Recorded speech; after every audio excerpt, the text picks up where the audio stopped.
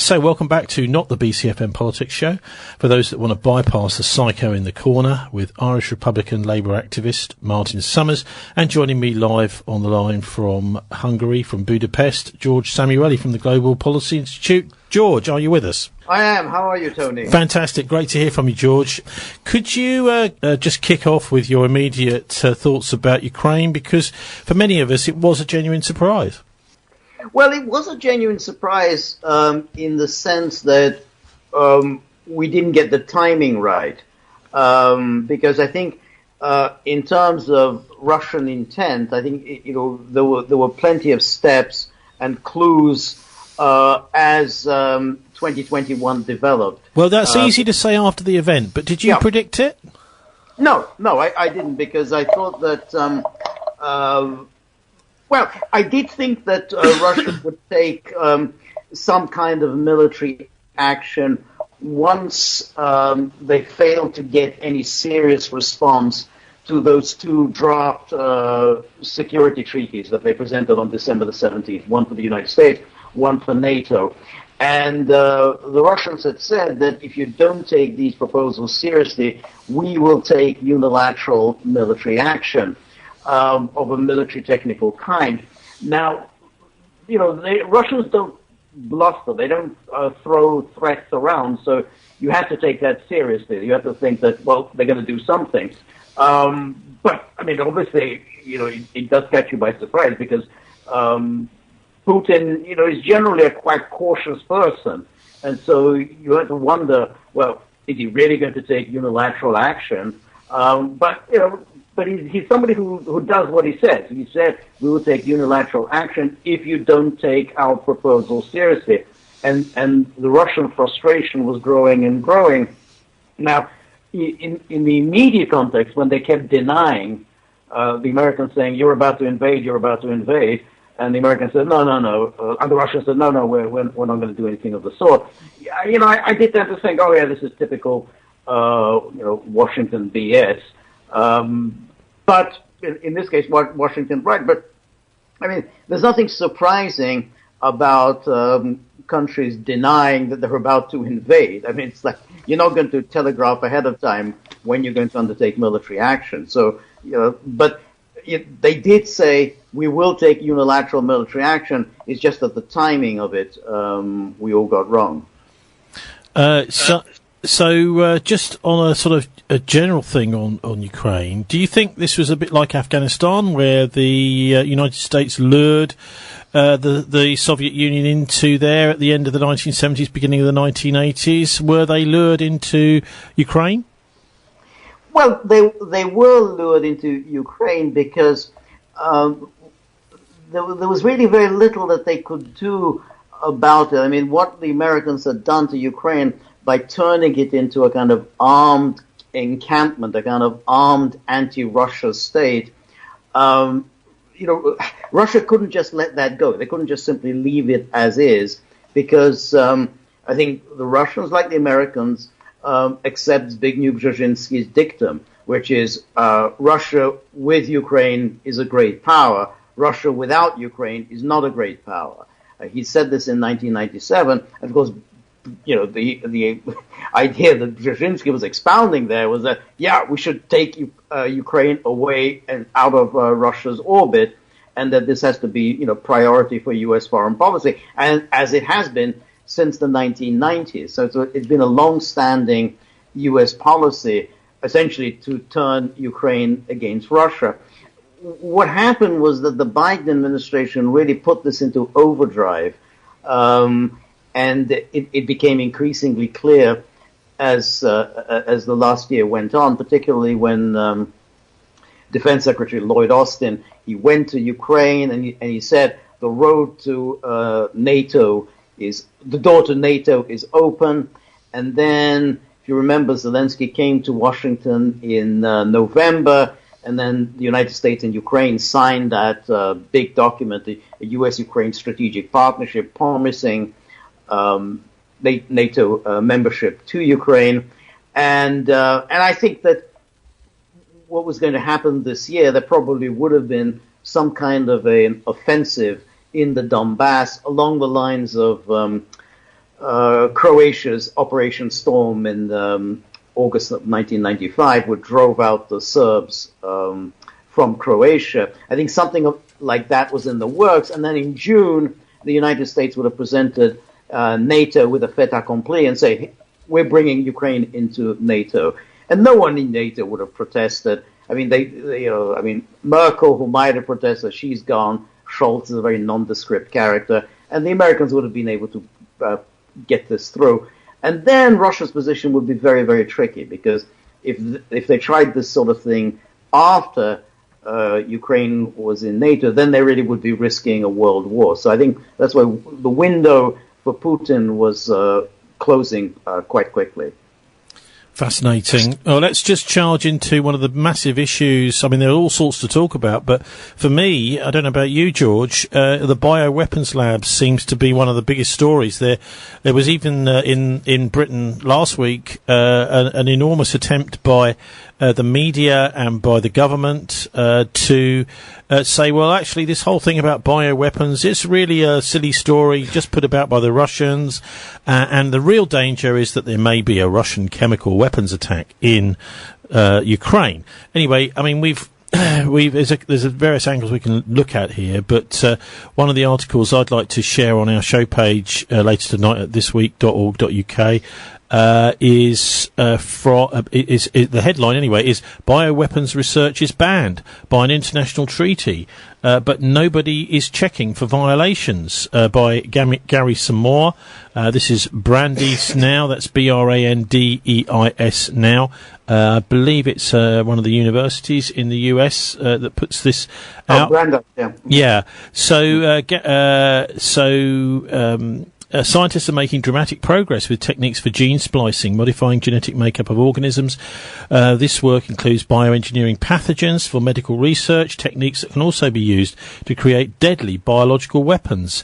It's an overlap that's helped fuel speculation that the SARS-CoV-2 coronavirus was bioengineered at China's Wuhan Institute of Virology, and that it subsequently escaped through a lab accident to produce the COVID-19 pandemic. Well, there is also other evidence, particularly the genome, which was first, I believe, published by the Chinese government, that looks as if there are specific parts of that genome which look unlikely to have occurred in nature. Anyway, let's leave it at that. But that's not the point. The point is, George, that there isn't really any checking up on bioweapons. So in a way, it's quite feasible for a country to go and say, well, I'm doing a little biological research, and it's all for peaceful purposes.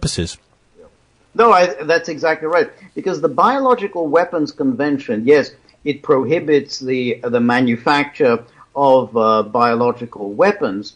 However, it doesn't prohibit biological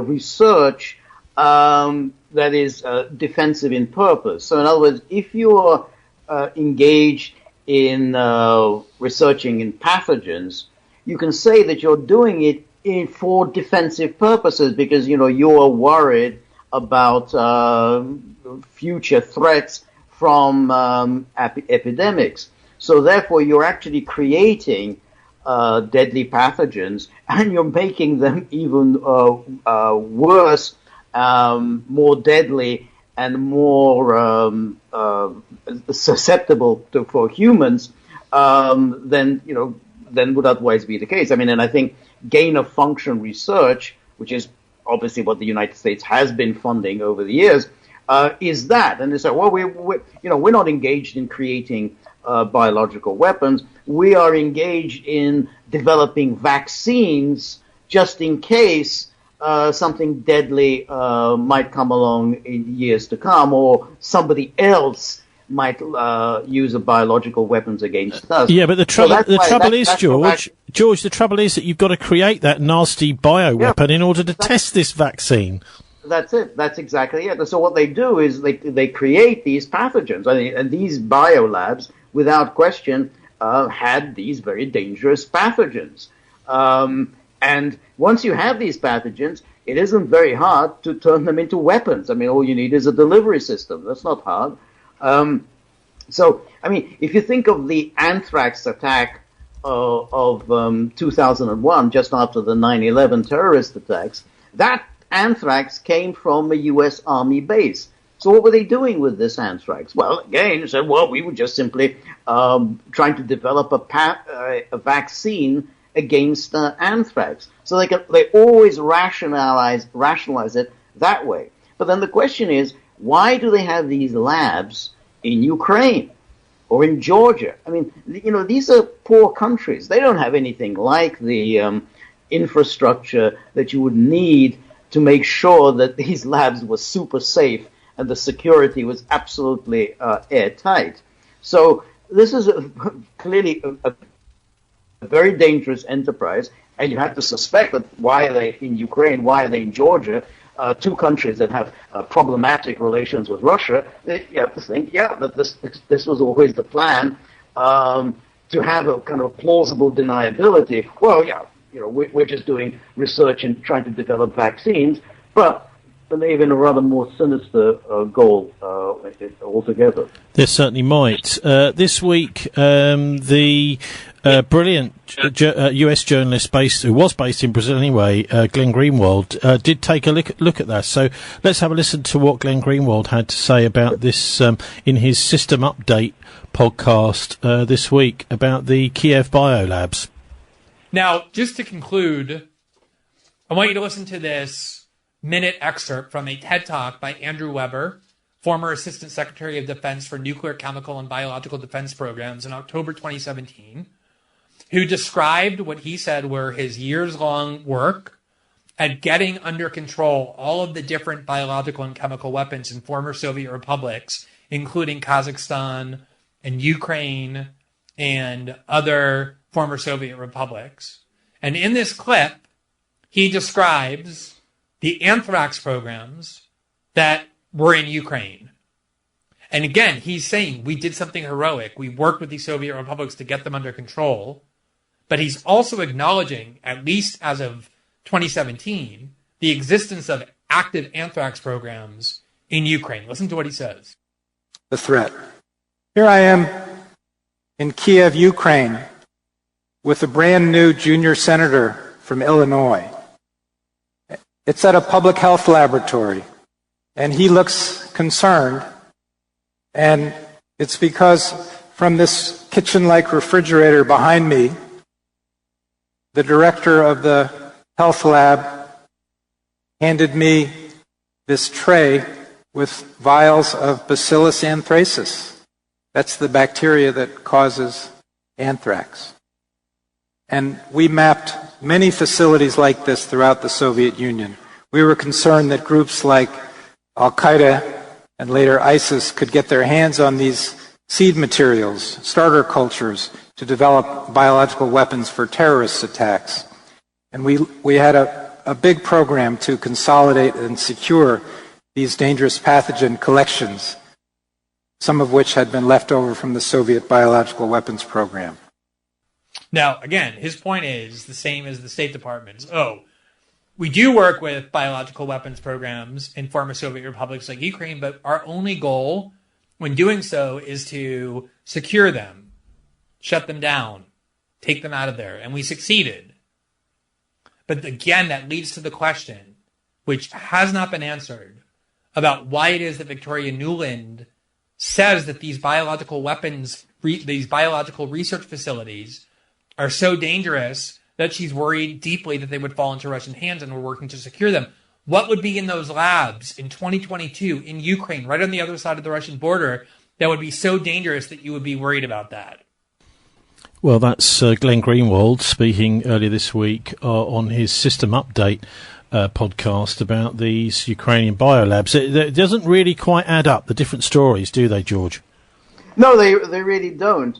And the whole Soviet aspect of it is kind of baffles me, because if the Soviets had that big, elaborate, very sophisticated program, then presumably Russia would know all about it and would have gone on developing it, and therefore the Newland's nightmare scenario, oh my God, the Russians would get their hands on this, doesn't really make very much sense. Presumably the Russians would know all about it.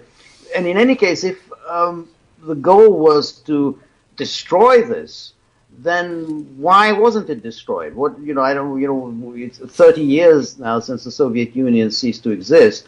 Not only has it not been destroyed, but the number of these biolabs has proliferated. I mean, there are much more biolabs now than there were when the Soviet Union expired. So I think that the whole Soviet story, it was just a cover to get everybody on board. Oh my God, the Soviet Union, Stalin, all those terrible people. Yeah, of course they were developing these horrific biolabs. So it just really makes very little sense, other than they're doing research. They've got the plausible deniability. Oh, we just want to develop vaccines, but ultimately they are making pathogens ever deadlier. And you just put two and two together and think that, well, ultimately the goal was to have a bioweapons program here. Yes, and it's even more worrying when you start thinking about where on earth this COVID-19 came from, if it was indeed manufactured, especially when you've got so many different plants, round even just in one simple country like Ukraine. When we spoke to Juliana Gatasheva a few weeks ago, she was pointing out that there are actually quite a lot of these around in US hands, effectively, and funded by the Pentagon's basically just taken over funding. But look, let's just move to, before we really talk about the military side of what's going on, George, I wonder if you mind giving us your thoughts about the economic impact of the sanctions, what they will be, what ramifications they will have around the world on Russia. I mean, I was, I think most people were pretty as shocked by the level of the sanctions as many people were, and surprised by the Russians actually sending in their 150,000 or so soldiers into Ukraine on the 24th of February. We are being told by our good old Daily Mail here in Britain, George, that we've got a brace for £3 a litre for diesel. That's an increase around about 4 times in the price of diesel. MPs are warned of falling cost of global oil is a lull before the storm, with a staggering prospect of prices hitting £2 a litre, 40 pence here a litre, which is that's about a bit over twice, maybe 3 times the price of petrol now.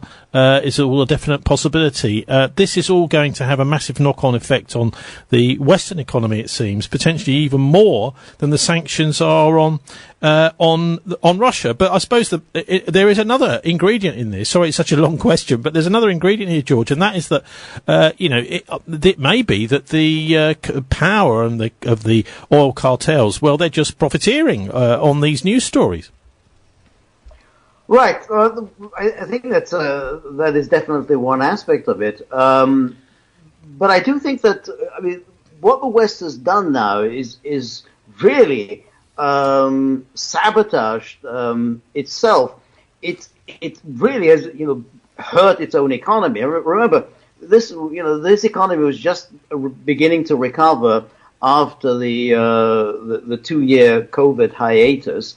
We were already suffering from very substantial inflation. Now this is going to really contribute to inflation. But even more seriously, the West is undermining its own financial system. I mean, what the West had, primarily the United States, they had the dollar as a reserve currency.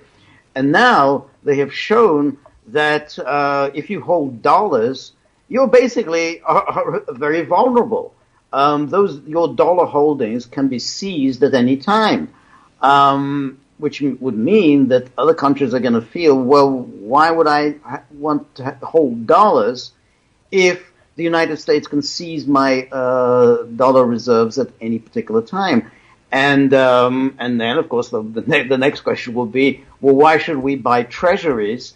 Because we'll have dollars. And then that's not going to be any good for us. So and again, countries are going to be thinking about, why do we keep our foreign currency reserves? Why do we keep our gold reserves in Western banks where they can be seized at any moment? Same with the sort of the oligarchs, as the media always refer to them. These Russian oligarchs, they've seized their properties and their houses and their cars and their yachts and so on. Well, you've undermined the legal system. I mean, so why would anyone then say, I want to buy property in London, or I want to buy property in Lake Como? I mean, the West has been really benefiting very nicely from rich people recycling their money in the West. But now everyone's going to think twice. Why would I want to put my money here? There are surely much safer places where I could put my money. I think they're going to look upon the Chinese banking system and think, hey, at least I'm safe here. They're not going to grab my reserves and my property. So I think that this has been an absolutely horrific own goal by the West, from which I think it's not going to recover. Martin? Yeah, I broadly agree with that. I mean, it then raises the question of why have they done it, since it's so self-defeating. And I suppose it's kind of masochistic. Well, I'm just trying to. I'll ask the question. I'll try and give an answer. I think that the political elites in the West really are actually, as well as malicious, just incompetent, and that they haven't thought through the things that they do. And of course, the whole idea of forcing the Russian oligarchs to take all their money back to Russia is what the political class in Russia has been pushing for years. And the idea that I think it's based on this ridiculous idea that Putin is somehow a creature of the oligarchs, when in fact his politics are decidedly of a different bent. And, the political system in Russia isn't beholden to oligarchs. It was during the 1990s, but it isn't anymore. And, they've got, I think Sergei Glaziev is now in the ascendant. And I think probably George knows who I'm talking about. And, yep. There's talk of him eventually being given the foreign policy, economic policy power, which from the Russian point of view, I think would be very good. George? Yeah. One other thing that, I think generally I'm in agreement there, but, if we think about this era, this is the end of, I think, the post-Cold War era. The post-Cold War era was defined by Western global supremacy, kind of American unilateralism. Basically, what we say goes. We define all the rules. We call it the rules-based order, but basically we set the rules and you follow our orders. So that era has now gone, and we kind of go back more to the Cold War era. But if we've gone now back to a Cold War era, then I think the United States is much more vulnerable today than it was during the Cold War. Because if you remember, during the Cold War, yes, the Soviet Union had reached parity with the United States as a military power. But as an economic and financial power, it was of no significance. I mean, the United States completely dominated the global economic and financial system during the Cold War. I mean, China was of no significance. Now, if we are now back in the new Cold War, it's one in which the United States is much more vulnerable, because now the Chinese and the Russians together, and it's an absolute block now. They're inseparable. They have the military power. They also have the economic and financial power. So for the United States and the West, they're in a much more difficult position, which is why I think they're so desperate to crush Russia. I mean, they absolutely determined to do in Russia, in which they weren't back in the Soviet era. They could live with the Soviet Union. They weren't that worried about the Soviet Union. I think they are now very worried about this Russia-China bloc. And that's why I think they are so determined to do in Russia. And they think that they can bring the Russian economy to its knees. They think they can bring Russia to its knees. So I think that's why they're going to extremes that they never went during the Cold War. Well, I wonder whether, there are people out there who are thinking, well, if the Western economy starts to go down, well, so what? We can start introducing new systems, maybe even a great reset. And I noticed also, George, that Ukraine has made cryptocurrencies legal this week. Just yesterday, actually, as donations flood in. We were hearing earlier on about the donations to WikiLeaks and Julian Assange being threatened to be cut off 11 years ago when he was being interviewed by RT, which has now obviously been closed down in this part of the world. So anyway, this week, Ukraine has effectively legalized cryptocurrencies by signing into law a bill on virtual assets. Ukrainian President Volodymyr Zelensky signed the Virtual Assets Bill, which will determine the legal status, classification, ownership and regulation of virtual assets. Now, this is an interesting thing to be doing right now.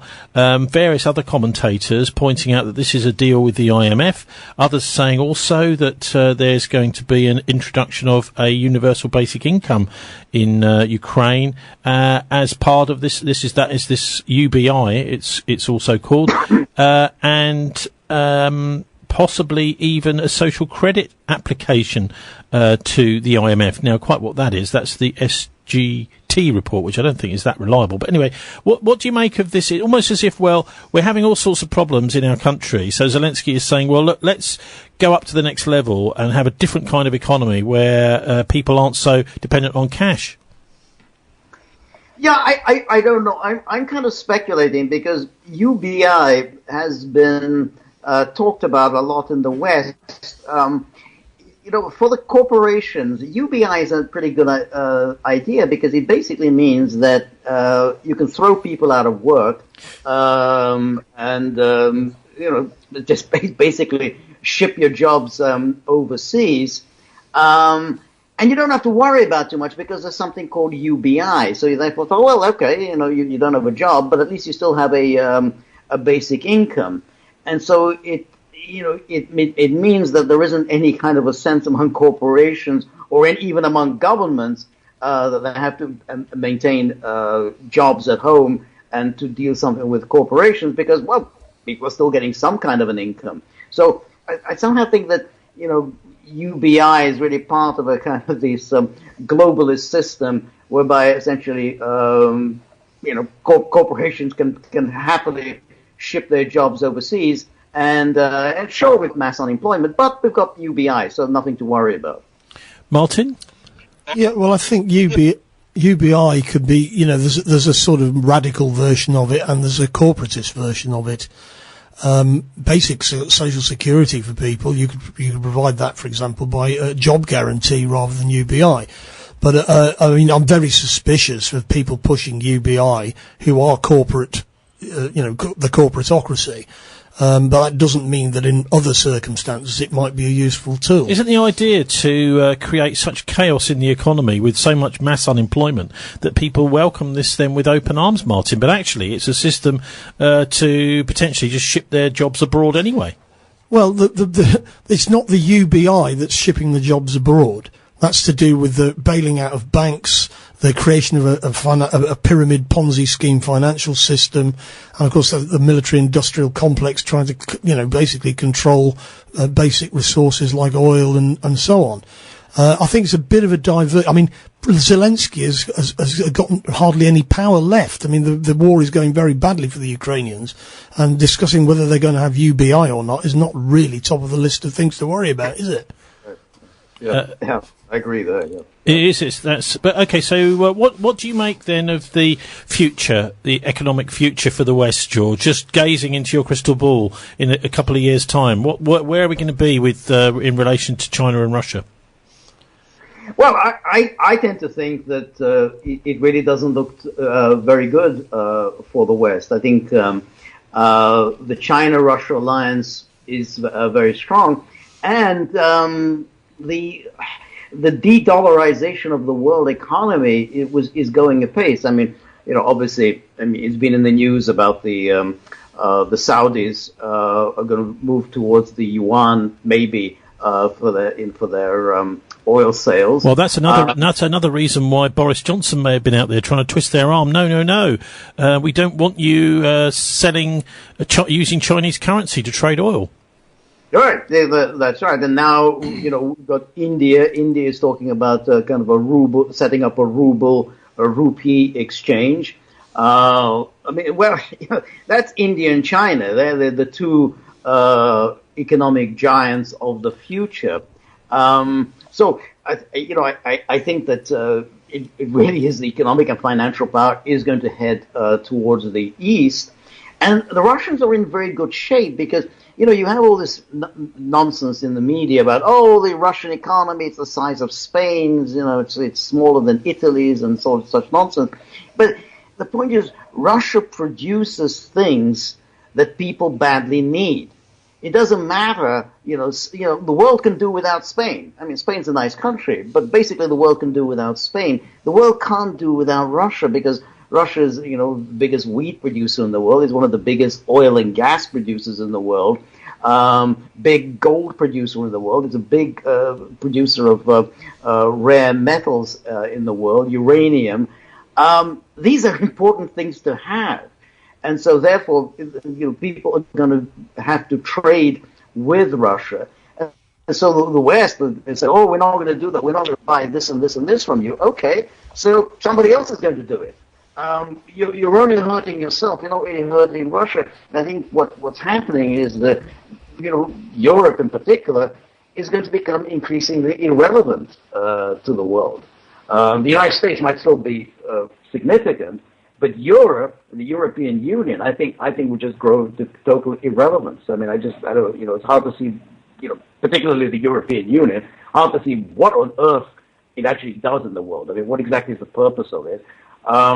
But the in terms of economic power, they haven't damaged Russia. I think, and you can see that the countries that will matter within the next 5, 10, 15, 20 years, India, China, they haven't imposed sanctions on Russia. They're not going along with that. And I think that's really the big story of the sanctions. It is, isn't it? It's not being talked about much at all here in the media. And in fact, the media has been a major part of this, but we'll talk about that in a minute.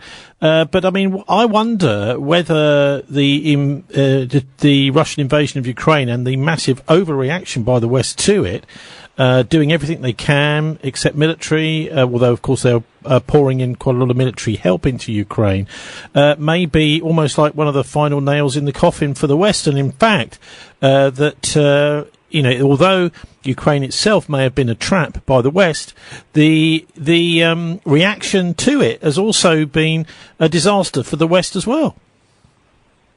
I think so, and they've got themselves into a ridiculous position. They're getting hysterical about it, about a country that is not a member of NATO, a country which has no formal alliance with any NATO member state, a country that has received no military guarantees from any NATO member state, and yet, the Western countries have got themselves worked up about it. It's completely hysterical. And they have to rule out doing anything practical. I mean, they've already said, hey, well, we're not going to impose a no-fly zone because then we're going to be involved in a shooting war with Russia. That's very dangerous. So then they go to the next level and say, all right, but we're still going to ship arms and weapons and equipment into Ukraine. But that's problematic, because the Russians control the airspace. So the moment you get and try to get any stuff into Ukraine, it's going to be destroyed within 30 seconds. Then what are you going to do? I mean, they're putting themselves in this position. They say, well, what are you going to do then? I mean, they're going to destroy it. So all this, we're going to get all these surface-to-air missiles into Ukraine. They're going to be gone in 30 seconds. What's plan B? Yeah, interesting. Well, anyway, look, just looking at the military side of things, before we hear from you, George, I want to have a dip into the BBC's coverage of this earlier this week, which is Julia Mendel on The World Tonight, talking about apparently 20,000 Russian soldiers having been killed, hundreds in a theatre in Mariupol, and also the Russians deliberately bombing not only the theatre, but also a swimming pool there. So let's have a listen now to the BBC's coverage. It's just over a minute long, but it'd be interesting to get both of you, Martin and George's take on the military situation, which seems to have been hotting up over the last few days down in Mariupol, particularly in the southeast of the country. Well, Yulia Mendel is President Zelensky's former spokesperson. She now works as a journalist and continues to assist the Ukrainian government.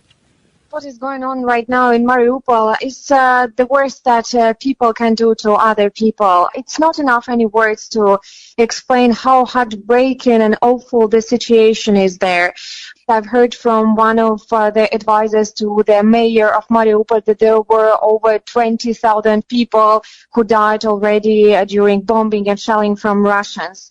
Today they bombed drama theater, and we know that hundreds of people were hiding there.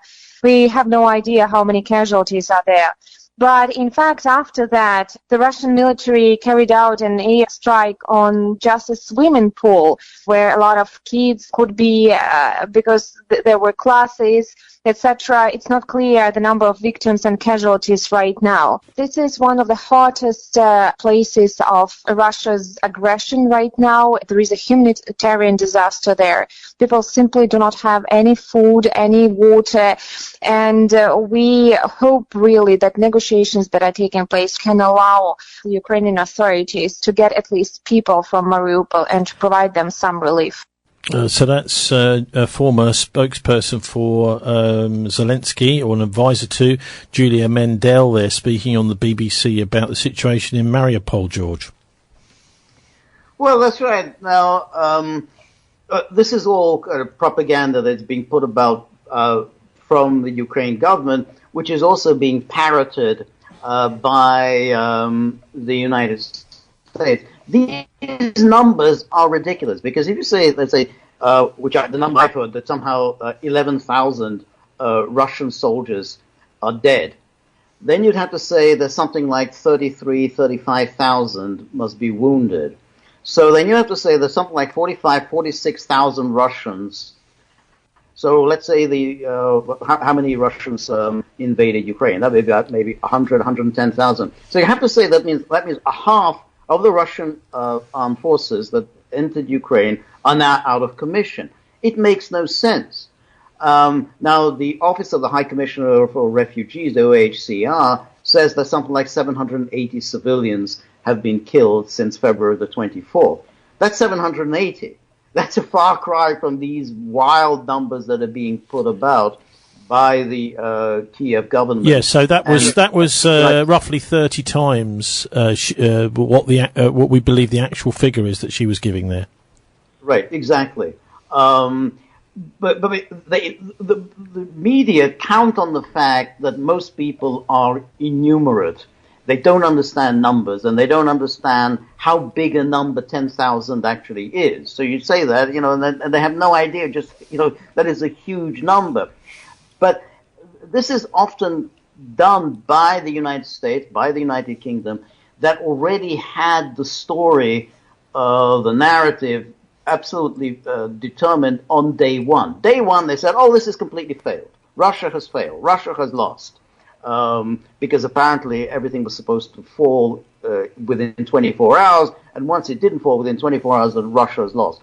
So they go with that story that Russia is failing in every way. The Russian soldiers are demoralized. They don't know where they are. They don't know who their commanding officers are. There's no communication between all the different Russian units. All a complete debacle. Now the problem there is, of course, that they're also then trying to come up with the alternative stories, that poor little Ukraine being set upon by this horrid bully.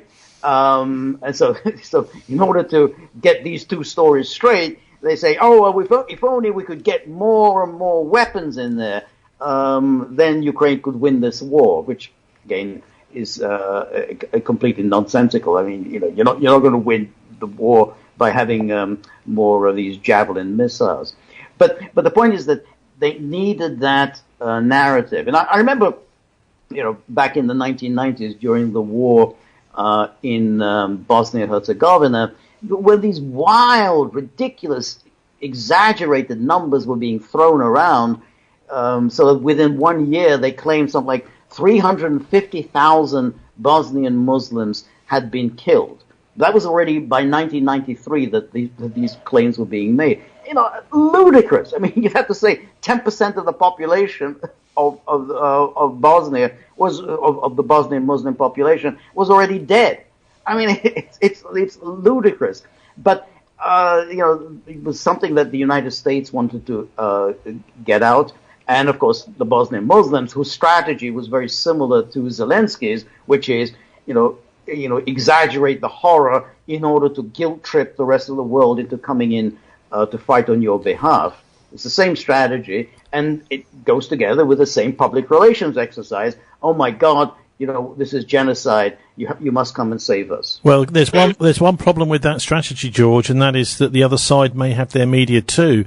Hence, of course, we've seen RT closed down here. Yeah. But Martin, I wonder what you make of this theatre attack, because one of the stories I read is that actually the Mariupol branch, or whatever they are, of the Azov battalion was actually using this as a headquarters, and that they left a bomb in there. So it may be that the Russians didn't actually cause this attack on the theatre at all, and that they were keeping a whole load of civilians basically there under armed guard, saying that they were doing it for their own safety.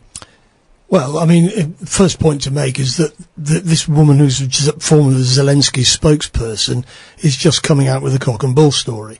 And that's the BBC. I mean, you'd have thought the BBC would have some kind of professional pride in not just coming out with nonsense like that.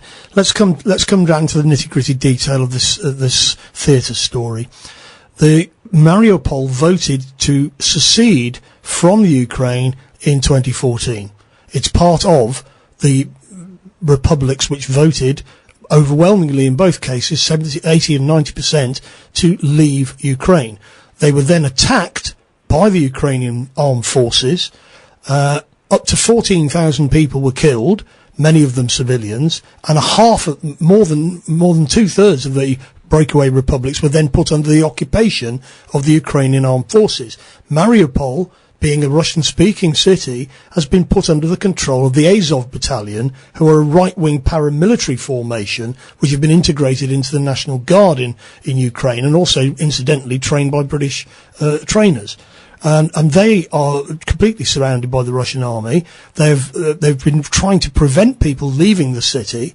Russians have been trying to open up humanitarian corridors to get people out, which is the normal practice, of course, in Syria. But the Azov battalion have been shooting people, and the Mariupol theatre was their headquarters, just as the hospital. They cleared all the hospital people out. Last week's hospital, yeah. Yes, last week's hospital. And they claimed there were 17 casualties when the hospital was hit because by that stage it had just become a gun emplacement for the Azov battalion. The danger for the Russian armed forces here is you've got people potentially held hostage in the theatre, which was basically, well, they're being told, let's just be clear here, they're being told that they're being kept there for their own safety. Well, listen, we're all talking about information which may or may not be correct. I'm just taking the information I generally trust is pushing me in this direction. What I think has happened here is that the theatre was blown up by the Azov people. They are now, because the suburbs have all been taken now. This is that they're only left in the centre of Mariupol. Well, someone was making the point on a newscast I saw that why would anybody the Russians would not do an airstrike on the theatre because their own soldiers were very close by, and if they were to do that, it would likely injure their own men. Indeed. And of course, the other thing is, why would they attack a theatre anyway? Especially as the Ukrainians have been pushing this idea that there's attacks on civilian targets from the get-go, and it's quite possible the Azov battalion are quite capable of carrying out a false flag attack. And of course, we are allowed to use the term false flag now, because after years and years and years of being called tinfoil hat conspiracy theorists for mentioning the word false flag, NATO intelligence services now inform us that they do really exist. Anyway, and they're only carried out by the Russians. George, there's also quite a shocking report which has been carried in many places around the world, although of course not on the BBC. That it's quite obvious. It's not just a report; it is a news broadcast by a Ukrainian news anchor quoting Adolf Eichmann, who was the supposed leader of the Nazi final solution against the Jews, calling for genocide against Russians. This is on the World Socialist website, their version of it, from Jason Melanovsky. A Ukrainian television newscaster went on to a fascist rant on a national TV in March the 12th, calling for the massacre of Russian children and the elimination of Russia from the face of the earth. That's right.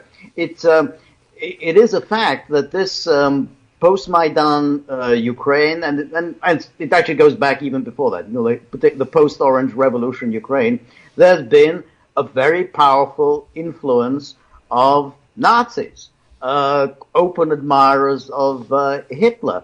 So over and over again, we get this, the media say, oh, the Russians are being so ridiculous in talking about Nazis in Ukraine. Look, Zelensky is a Jew. How can you possibly have Nazis in Ukraine if the president is a Jew? Well, in the first place, Zelensky, it's not clear what exactly he controls.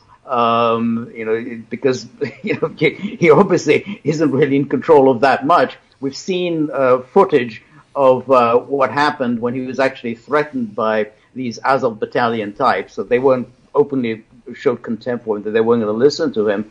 But second of all, it doesn't really even matter, whether somebody is a Jew or not. I mean, it all depends on your ideology. Not all fascists were anti-Semitic. Mussolini wasn't anti-Semitic. So it's not somehow, you have to have anti-Semitism as a crucial ingredient of fascism.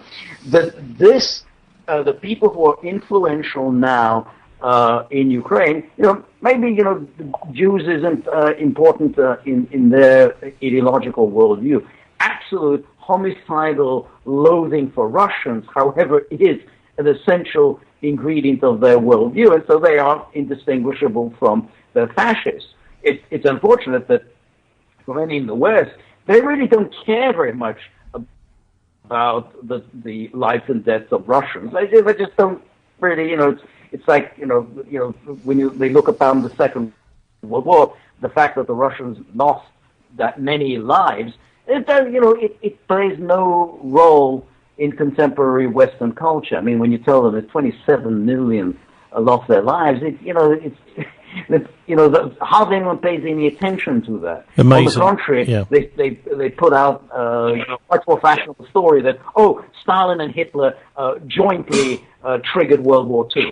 They did it together. They both started World War II. So the point is that somehow, he counts as fascist because Zelensky is a Jew is an absurd argument, leaving aside also the question that many Jews actually voted for Hitler. So it's not necessarily exclusive. But there's no question. That there's been a very strong influence of these neo-Nazi types, and it doesn't at all surprise me that this person would start quoting Eichmann. They do want to kill Russians. They do. They're very happy to see Russians killed on a mass basis. Yeah, well, the guy's news anchor on Channel 24 Nazi TV they don't call themselves that, but they clearly are. He's called Faradin Sharafmal. I wonder if they've maybe imported him from as a mercenary from Syria or something. God knows. But anyway, you spell that Fahrudin. And his surname is Sharafmal. He made the statement following a report on the death of his friend, apparently. He says, I know that as a journalist I have to be objective, I have to be balanced. But to tell you the truth, it's hard to keep going, he says. They called us Nazis, he said. But he says, actually, I'll allow myself to quote Adolf Eichmann, who said that in order to destroy a nation, you must first of all destroy its children. Because by killing their parents, the children will grow up and take revenge. By killing the parents, the children will grow up and take revenge. By killing children, they will never grow up, and the nation will disappear. The Ukrainian armed forces cannot destroy Russian children because it's forbidden by the rules of war. It's also forbidden by various conventions, including the Geneva Convention. But I'm not from the armed forces of Ukraine. When I get the chance to settle with the Russians, I'll be obliged to do it, he said, Martin. Well, I mean, he's clearly unhinged. But of course, it's not just these kind of siren voices. Well, they're allowed to hear that, but they're not allowed to hear RT, oh, indeed. For example. I mean, we mentioned earlier that the UN have suggested that something like 700 to 800 civilians have been killed so far, and that's possibly an underestimate, but it's not far under. But a large proportion of those people have been killed inside the rebel republics. There was a cluster bomb attack in the centre of Donetsk this week, which killed 20 people. And then it was used by the media in the West to show the evil of Russians attacking civilians in the Ukraine. There's a complete blank in people's minds. I'm sure the Labour MPs in Bristol, if I was to say to them, do you realise that the Ukrainians have already killed 10,000 plus people in the breakaway republics? They have taken the brunt of the dying over the last 8 years, and they would look at you blankly. George, wonder where you think this is heading in terms of how long the Russian military operation will take, and what the outcome will be. Well, I tend to think that the Russians will create a buffer state, a kind of a Novorossiya. They will probably take the whole of the Azov coastline. How much of the Black Sea coastline they'll take, I'm not yet sure. But I think if Zelensky goes on clowning around and refusing to negotiate seriously, I wouldn't be surprised if the Russians just take everything, the whole of the Black Sea coastline. And then once they've created this a buffer state, I think the Russians will just call it a halt. I don't think they're going to go into Kiev. They're certainly not going to go into the west of Ukraine. And then they'll just simply end military operations. They'll say mission accomplished. And then they'll leave what's left of Ukraine, the kind of rump Ukraine, to the west and say, okay, it's yours. Do what you want with it. But surely then the West is just going to remilitarize it, George. Well, they probably will. But then at least the Russians will have created a buffer state, and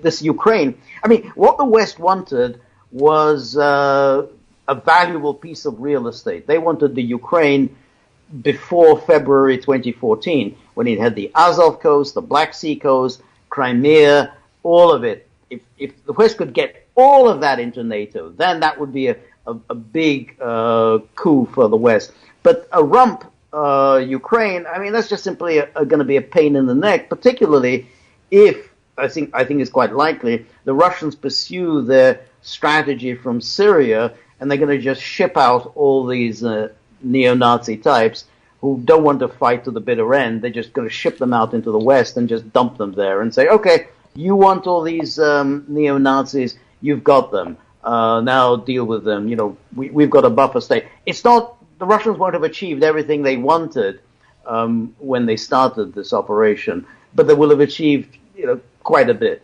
But if the Russians then just go home, then surely these neo-Nazis will just run back east again. Well, I don't think they probably won't go home. I think they will have it'll be a little like the days of the Warsaw Pact. I mean, they'll have a permanent military presence in Novorossiya, and they'll obviously be very happy to keep them there. So that any attempt to use force to bring Donetsk and Lugansk back into Ukraine, will mean immediate war with Russia. Okay, so when do you think this particular military operation will be over? What's your guess? I'd say within about 2 weeks. I think Mariupol will fall really within the next few days. And then then there'll be Kharkov and Odessa. So I tend to think about 2-3 weeks. Yeah, it's interesting, isn't it? I mean, we're starting to hear stories from Mariupol and Kharkov, very much like, places like Mosul in Syria, and, it's very similar types of stories, with the, Channel 4 News and the rest of them here in the West embedded, in those places and reporting of how terrible the Syrian army is, or the Russian army are. But anyway, look, final question is on a different topic, George, if you don't mind. 30 million people in 13 cities in China have been put into COVID lockdown again this week, with hazmat-wearing officials back on the streets in a scale not seen since the pandemic began. Surging virus cases, apparently 5,000 in the last 24 hours. That was yesterday, sparked the new measures. 13 cities completely locked down. The zero COVID policy is back. Yeah, it does look like it. I thought COVID was over and done with, because somehow, once, one hysteria kind of exhausts itself, we're on to a new hysteria. So, and I thought that, okay, now we're going to be obsessing about Putin and Russia for the next year or so. So I'm kind of a little surprised by what's happened in China. And, maybe it's going to come back here as well. And I mean, we've also had little Fauci has come out of the woodwork, and he's now also sounding, well, I think we ended these restrictions too soon. We need to, bring them back. So who knows? We might be back with COVID. Well, it's now spring and summer. I wouldn't be surprised that once September comes around, we'll be back to the mask wearing and the rest of it. And what do you think of the rights and wrongs of these mass lockdowns? 30 million people not allowed to leave their house. Maybe, I think each household, one person is allowed to leave every few days to get food, and that's it. Everyone's got to stay in their homes. 30 million of them now. I think it's awful. I think it's absolutely horrific. I mean,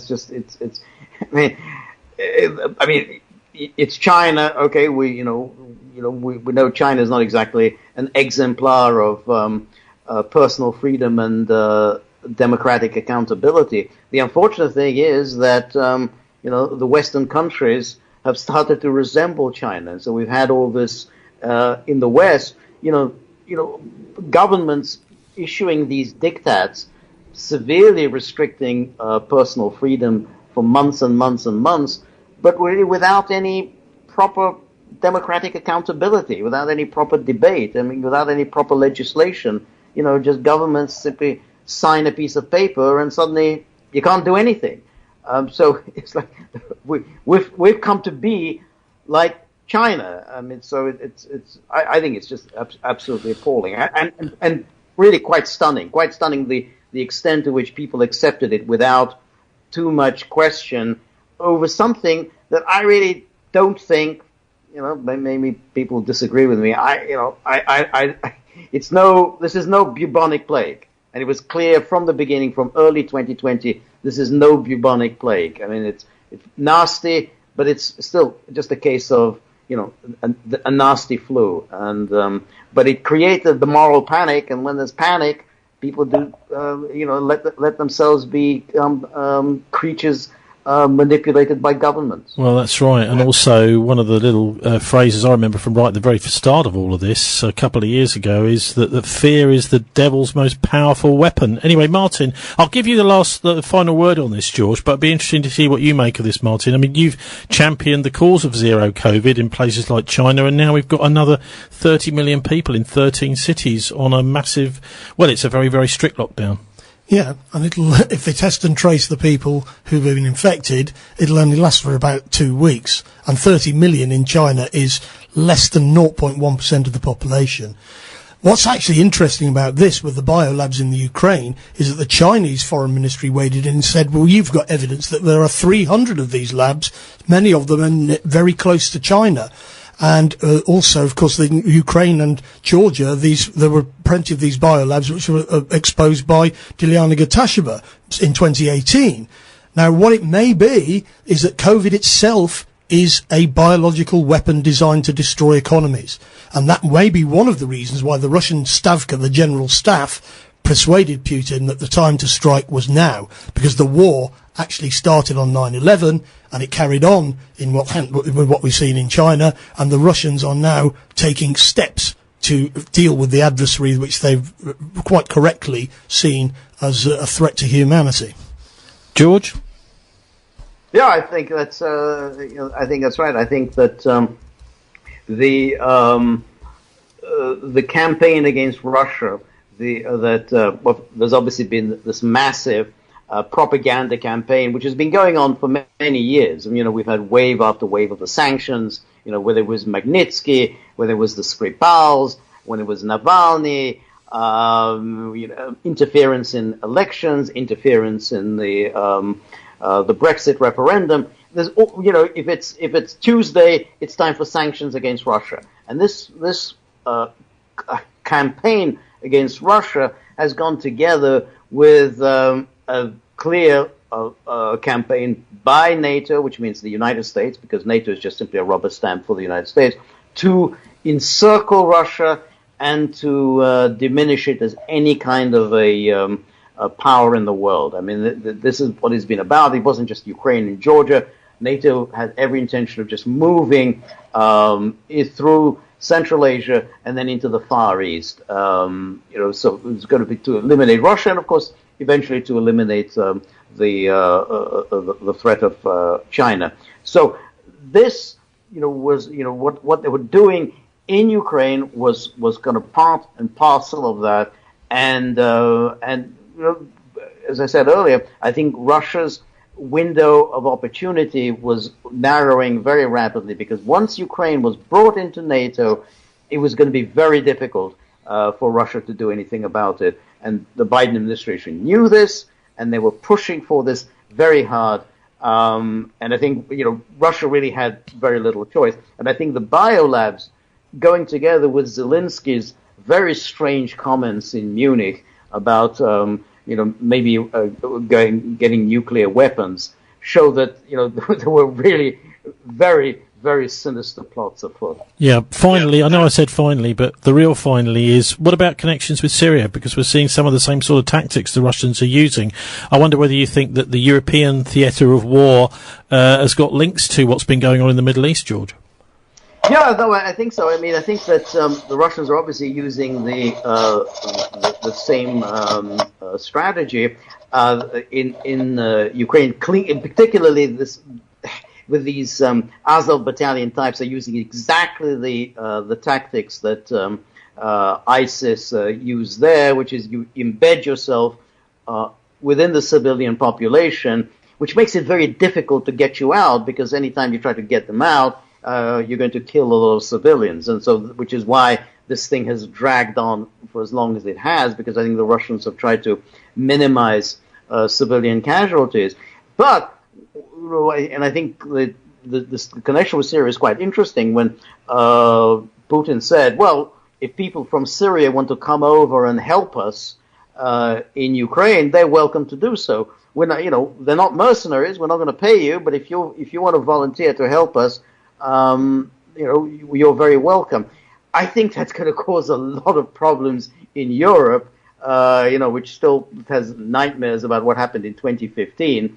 The whole idea that there's going to be this procession of people coming from the Middle East through Ukraine and into Europe. I think Putin knew that this would cause a great deal of anxiety, particularly in Germany. I mean, I think it's already a serious problem, but if it's true that more than 3 million Ukrainians have left just since this February the 24th, then you're talking about a massive, absolutely massive crisis for Europe in the near future, because there's absolutely no vetting of who's entering, leaving the country. And because they're getting essentially work permits, social benefits, right to live in Europe, they're all going to head off into Germany. Don't be surprised if within the next 2-3 years, we're going to be reading about horrific spikes in crime, gangland killing, rapes, child abuse and whatnot. For the Americans, they're kind of smiling happily, because it's a problem that they've dumped on the Europeans. I mean, the Europeans could have resisted what the Americans were doing. They didn't. And now, this fiasco caused by the Americans, the Europeans, as usual, are going to have to pay the price for. Okay.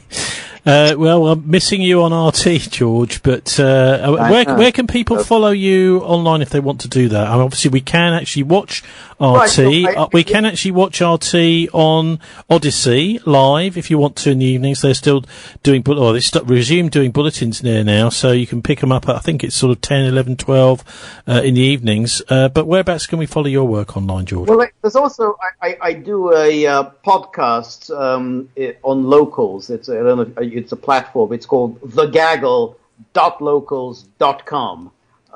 So, the gaggle is one word, .locals.com. So I have daily podcasts there. You can also follow me on Substack, and you can follow me on Twitter.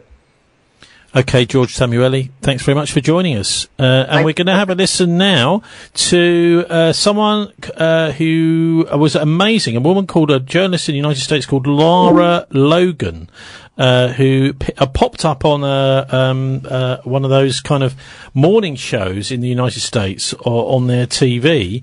To discuss the situation in Ukraine. And they started off by saying, isn't it right that the Russians are running out of bullets? Well, she turned the tables on them in quite an impressive fashion. The Daily Mail has a very interesting story that's saying that Vladimir Putin essentially may be running out of bullets, that he might have a week and a half, 2 weeks max. He's losing warplanes, tanks, all the rest of it. He obviously went into this thinking he was going to bulldoze his way through Ukraine. He's obviously caused a lot of destruction. Don't want to minimize the fact there's over 2 million refugees. But this has not gone as well as Vladimir Putin expected. I don't buy it for a second, Ed, I'll be honest with you. I really think that there's so much misinformation. We've never really seen anything like it. I mean, I've been covering wars now for 35 years, and I have never seen people with their nails done in the Ukrainian flag, right? I mean, we're being corralled into this box where we either have to hate Vladimir Putin and believe everything evil that's said about him and love Ukraine, and there's no in between. And that reminds me a lot of, you're either, a white supremacist, or you go with the Democrat narrative on everything under the sun. So Vladimir Putin knew exactly what he was doing when he went into Ukraine. The Russian military isn't perfect. They, for example, I've spoken to multiple defense specialists and intelligence specialists from a Defense Intelligence Agency who've studied the Russian military for years. They do have a difficulty mounting complex air operations because they do very little training hours in comparison to, for example, the United States air assets, right, our fighter jet pilots. But Russia is not struggling. What Russia has done from the very beginning has been very strategic. They didn't go straight to Kiev. They went to all those bioweapons laboratories that are scattered all over the country. Some of them they built, so they know where they are. They've known where they are since the Soviet Union, because under the Defense Threat Reduction Program, we went in after the fall of the Soviet Union and supposedly turned those facilities from bioweapons labs into public health labs. Although, these days it's hard to believe anything that our leaders tell us, because they've lied about COVID, they lied about Russia collusion, they lied about the Ukraine impeachment trial, and there's so much more going on in Ukraine that nobody is talking about. You see such dishonesty when it comes to the history of Ukraine. You see dishonesty when it comes to the Azov Battalion, which is funded by the U.S. and NATO. I mean, you can find pictures of them online holding up the NATO flag and the swastika at the same time. Their own emblem contains the black sun of the occult, which was a Nazi SS emblem. And it also contains the sideways, lightning insignia of the SS. I mean, this is on throughout the Ukrainian military. You can see that black sun of the occult on their body armor, even on the female soldiers who are paraded in front of the world as being, such an example of Ukraine's independence and spirit and nobility. Even they are wearing the black sun of the occult. And, the White House wants you to believe, well, this doesn't matter, it's just a small number of troops. It's not true. The Azov Battalion has been murdering its way through eastern Ukraine. Yeah. We don't want to admit this. This was why Crimea voted for independence. This is why Crimea wanted to be with Russia. Because we in the media, in the Western media and in the West, won't acknowledge the reality of what's gone on. Western Ukraine backed the Nazis. It was a headquarters for the Nazi SS. The CIA under Alan Dulles actually gave immunity from prosecution to the Nazis of Ukraine from the Nuremberg trials. So there's a long history of the United States and our intelligence agencies funding and arming Nazis in Ukraine. These are not like new neo-Nazi groups that sprung up. These are the actual Nazis from the Second World War, who, if you go back to the Nuremberg trials, said that they were planning for a 1,000-year Reich. And so you have to really wonder, as you look at this, when you know that the CIA sponsored the color revolution in Ukraine in 2013 and 14, that they selected Ukraine's leaders, go to Victoria Nuland's leaked phone conversation where she and the U.S. ambassador are deciding who can lead Ukraine. I mean, there's as much interference here as you could possibly imagine before you even get to Hunter Biden, Nancy Pelosi, John Kerry, and Mitt Romney, and all of their children who are employed, who earn millions from Ukrainian gas companies. Yeah, you are pointing, pardon me, to a real credibility crisis for our leaders. I want to let Karen Turk jump in. Yeah, I wanted to bring up the fact that President Zelensky is Jewish, and I don't know exactly how this factors in, but there's some very interesting points in what you're saying. And looking at this, you could think it's political theatrics. You made a very good point at the beginning that you think that Putin is in control. And I actually want to play something that Jen Psaki said, because it seems that the White House is actually echoing that sentiment. Watch this. Well, the end game is really a question for President Putin. We have completely crushed his economy. We have provided military assistance, humanitarian assistance to the Ukrainians, enabling them to fight back for far longer than the Russian leadership anticipated. And again, he has to determine what the path forward looks like for him. Thanks, everyone. He's determining what this looks like, and I think that's a lot of what you said, Laura. I'd love to get your thoughts on that, what you just watched. What troubles me about the moment that we're in is that we have such a selective and a narrow reading of history. President Zelensky may be Jewish, but he's not the only one in this who suffered during the Second World War, whose ancestors suffered, right? I mean, look at Putin. How many relatives did he lose in the siege of St. Petersburg? People don't know their history. They don't know what made Vladimir Putin. And I'm not I'm not defending him. I don't need to defend Vladimir Putin. My job as a journalist is to try to understand what is the truth here. I don't like being lied to. And we're being lied to on an epic scale. When we're told your only choice is you have to be 100% with Zelensky, who's a puppet, who you can find on the internet in black stilettos and leather pants, with shirtless, doing a spoof Dancing with the Stars kind of entertainment video. That's a mock of a Ukrainian group that does this kind of satanic, occult type of music video. And I mean, Zelensky was selected, like so many of our leaders. And honestly, with big tech and with election fraud these days, we don't know how many leaders all around the world have been selected for us and weren't actually voted in. But what we do know is that there are increasing problems with technology and the digitization of our world. Because look at what's happening with COVID. Look at what has happened globally. We are fighting the same battles all over the world. To pretend that this war is about Russia and Ukraine is just a barefaced lie.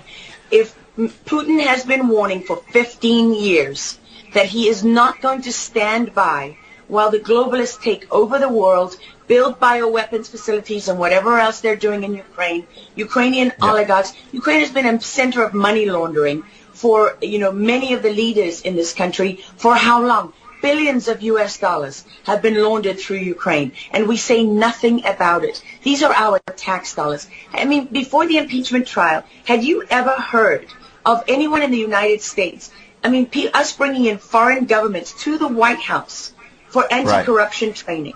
I mean, does nobody question these things? Why do we not question them? We have an idiot like Lieutenant Colonel Vindman, who goes at the impeachment trial and sits there as a lieutenant colonel. He didn't even make colonel. And he's telling the President of the United States what his policy should be. You have a traitor in the form of Maria Yovanovitch, who was Obama's ambassador, who's telling Ukrainian government officials, don't listen to the will of the American people. Don't listen to the election results. We are the true leaders of America. I mean, and then people object when the woman isn't even fired. She's given a cushy job for life at Georgetown University at the expense of the U.S. taxpayer. And we're told that the President of the United States cannot say to his foreign counterparts, that we want you to look into something. But Joe Biden can withhold as much aid as he wants to. I mean, there's so much hypocrisy and dishonesty here, and Ukraine is at the center of it all. Go back to Russia collusion. Go to Alexander Chalupa. Go to Eric Karamella, the whistleblower who went to work for Adam Schiff, who wasn't really a whistleblower, and all those corrupt people in the deep state. And you know what? The deep state isn't a theory. It's not a conspiracy theory. It's an actual deep state. Look up the SES, the Senior Executive Service, because when that bureaucracy was ushered into law in the United States of America, that's when we got a bunch of unelected bureaucrats pulling the strings behind the scenes. And these are the people that keep lying to us. Absolutely. And pardon me, we've got a live chat where we're streaming on Getter, for example, and I'm watching it as you're talking. People are talking about how you're dropping truth bombs, and you're a real journalist, and I know that, having worked alongside you for many, many years when you're at CBS and many other places, and maybe they didn't want to hear the truth, but you're dropping those truth bombs now. Unfortunately, we've got to hit a break right now. Lara Logan there, wow. Truth bombs galore on US TV. But Martin, there is a tremendous, I mean, this is... that was, 9 minutes or so of really quite a completely opposite narrative. It's bizarre, isn't it? It kind of jars against the consciousness for many people, that sort of thing, because they're saying, well, hang on a minute, that's completely the opposite of what I thought. Well, there's been a huge information operation to create the circumstances for what's happening now. Well, Lara Logan, by the way, is her name. Lara, Logan, Lara Logan. I mean, most people do. I mean, all of these people waving Ukrainian flags, and at the moment, you feel like saying if a year ago you had asked them, where is Ukraine and why is it important, they would have looked at you blankly. But they have been fed a massive war propaganda. And of course, the Russians denying that they were going to intervene in the Ukraine, that's just tactical stuff at the last minute. What's been suggested to me is that they made it clear to the West that that's what they were going to do unless they were negotiated with, which was why the Americans kept banging on about they're going to invade, and the Russians were just saying, well, no, we're not. I suspected what might happen is that they would come in and support the rebels in the Donbass, but of course, because they've been under constant bombardment for 8 years, including and also assassination attempts on Zakharchenko, who was an elected prime minister of one of the republics, was killed by a car bomb. I suspect people from Hereford, we mentioned Hereford earlier, were involved with that. That would be the SAS, who probably should stand trial for things like that, but they never will. And of course, if you're going to go to war, you then put the Donbass, the 150,000 Ukrainian troops into a pocket, which is exactly what they've done. Anyway, and they've attacked Kiev just to keep as George was saying earlier, just to keep them busy. Our local MP, Jack Lepresti, Filton and Bradley Stoke MP, popped up at Prime Minister's Questions this week with some proposals about how to get more weapons to the Ukrainian army. Jack Lepresti. Thank you, Mr. Speaker. Thank you, Mr. Speaker. We have now provided more than 3,000 anti-tank weapons, training and other military support to Ukraine, alongside crushing financial sanctions on Russia and more bilateral assistance, humanitarian assistance aid than any other country. But can my right honourable friend confirm that we will continue to deliver further military aid and support, and that we will supply the Starstreak anti-aircraft missiles necessary to destroy Russian jets? My honourable friend is absolutely right. We've delivered over 3,600 anti-tank missiles, weapons. We'll also be sending a consignment of the Javelin anti-tank missiles, and we are indeed, as he says, exploring the donation of Starstreak anti-air missiles. Martin? Well, as George pointed out earlier, how are you going to get them into the Ukraine? Because the Russians have air superiority, and then in actual fact they've surrounded Kiev to make it impossible to get stuff in. The Donbass, the 150,000 Ukrainian army is now completely surrounded inside what was the borders, the official borders of the breakaway republics. It seems to me, how are you going to get that stuff to the chase here? Because it seems to me that the West has decided it can't win this war. The only thing it can do is just lie about it and try and win like that. Absolutely, and of course the idea that we're going to supply loads of weaponry to the Ukrainians, but the Russians are just going to say, that's all right then. What if the Russians were to decide to drop a hypersonic missile on the headquarters